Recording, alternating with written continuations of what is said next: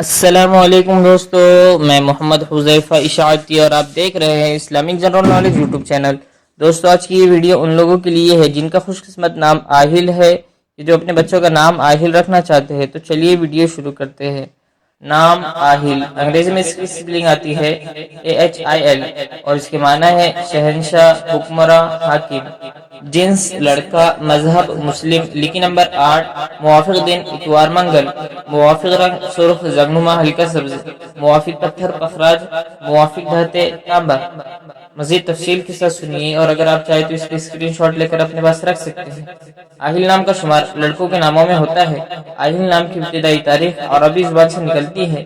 آہل نام کے افراد کے لیے خوش قسمت نمبر 8 مانا جاتا ہے۔